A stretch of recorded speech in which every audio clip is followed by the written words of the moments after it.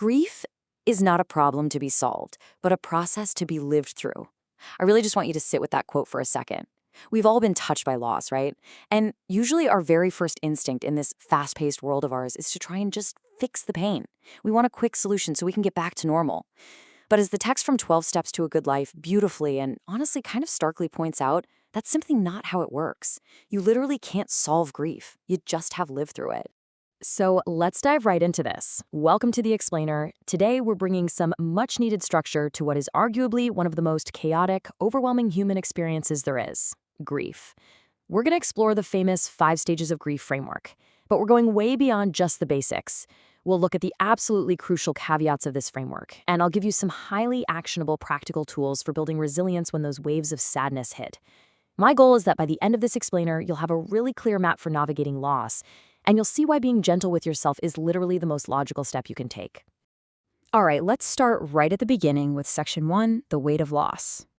Before we get into the stages or the tools, we need to clearly define what we're actually dealing with when grief strikes.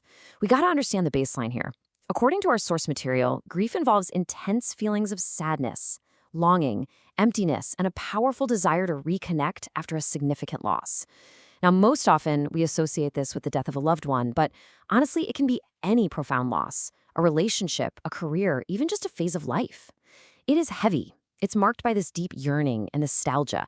You might feel like the ground has literally been pulled right out from under you. Acknowledging this intense emotional toll is step 1. You aren't just feeling down, You're carrying a massive, very real emotional weight. And while over time these emotions often soften, the loss itself may always be felt. So, how in the world do we begin to process this immense weight?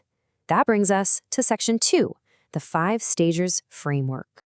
Okay, so I want you to think of this not as some strict instruction manual or a rigid timeline, but more like a map to help us understand the seemingly chaotic emotions we might be navigating. Here are the 5 stages: denial, anger, bargaining, depression, and acceptance. What's really fascinating about these first 2 stages is how they actually function to protect us. See, denial isn't just you being stubborn. It's a temporary refusal to accept the loss. It genuinely offers you vital emotional protection from the initial shock. Your brain is essentially buffering the pain so you don't just shut down entirely. But as that reality starts to set in, anger surfaces. This can be resentment directed at yourself, at the universe, maybe even at the person you lost. It's basically the intense energy of the pain finally breaking through that protective wall of denial. From there, we move into the middle stages. Bargaining is where you attempt to negotiate with fates, maybe a higher power, or even yourself, in this desperate hope to somehow reverse the loss. It's that really painful what if and if only stage, where your mind is just trying to rewrite history. But eventually, reality fully settles in, and that brings us to depression. This stage brings deep, deep sadness, loneliness, and despair, as the sheer weight of what's gone becomes undeniable. It's a profound emptiness where the absolute permanence of the loss is truly felt. And finally, we have acceptance. Now, the absolute crucial point here is that acceptance does not mean you're totally fine or that you've magically forgotten about what happened and you're just moving on as if nothing changed. No way. According to our source, acceptance is the growing ability to live with the loss. It's about finding a way to carry it and move forward into the future. You integrate the loss into your life story, acknowledging that while your life is forever changed, you can still absolutely continue to live it. But here is where we need to take a very sharp turn. Let's look at Section 3, the messy reality. If we leave our understanding at just a neat little list of 5 steps, we are doing ourselves a massive disservice and basically setting ourselves up for frustration. Just look at this comparison. The myth, the way grief is so often portrayed in pop culture, is that it's a fixed linear progression. Like it's a neat checklist you tick off one by one. Okay, I did anger yesterday, today is bargaining, tomorrow I'm cured. The reality? The reality is that these stages overlap, they repeat, or they occur totally out of order. You might literally bounce from anger to acceptance, fall all the way back to denial, and then slide over to depression like waves crashing on a beach. Our source explicitly notes that some stages might not appear at all. It's messy, and it is highly unpredictable. And this leads us to what I think is one of the most reassuring and important lines in the entire text. There is no correct way to grieve. Everyone's experience is different. I really, really want you to take that away from this explainer today. Please, relieve yourself of the pressure to grieve properly or to somehow fix yourself quickly. If you're bouncing between stages or feeling stuck, you aren't doing it wrong. You are just human, processing a uniquely human experience.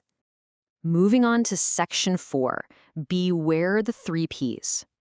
So while there's no wrong way to grieve, there are absolutely cognitive traps that can actively block us from finding our footing and building resilience.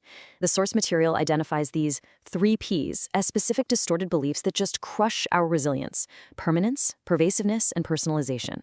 Let's break down these negative thought loops that make us feel like we're trapped in our grief forever, totally unable to escape. First step is permanence. This is that overwhelming thought that it will literally never get better. You believe the agonizing pain of day one is just going to be your baseline for the rest of your life. Second is pervasiveness.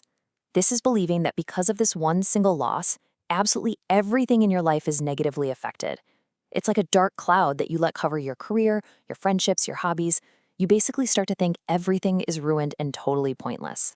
And the third P is personalization, which is blaming yourself. It's taking on this intense guilt for things that were likely completely outside of your control. Now, why does knowing these matter? Because simply recognizing these 3 patterns is the very first step to actually stepping outside of them. When you catch yourself saying, oh, this is never going to end, you can stop and realize, okay, that's permanent speaking right now. Recognizing these traps helps you list logical reasons why they just aren't true, which is exactly how you start building true resilience. That brings us to our final part, Section 5, navigating the journey. Okay, so we know the map, we know the reality is messy, and we know the traps to avoid. But how do we actively handle the intense waves of emotion when they actually hit us? Enter the radar method. Reflect, describe, respond. The text brilliantly calls this a portable toolbox to create space between what you feel and what you do. It's a really deliberate, mindful way to handle overwhelming grief so you aren't just reacting purely on autopilot when a massive wave of sadness or anger hits you out of nowhere. Here is how you break it down into totally actionable steps. First, reflect. Pause and assess your current state without any judgment. Just kind of notice the emotion. Second, describe. Clearly articulate what you're feeling using very neutral, specific language. So instead of saying, I'm a total disaster right now, you say internally, I'm feeling a wave of intense anger right now. And finally, respond. Choose your action.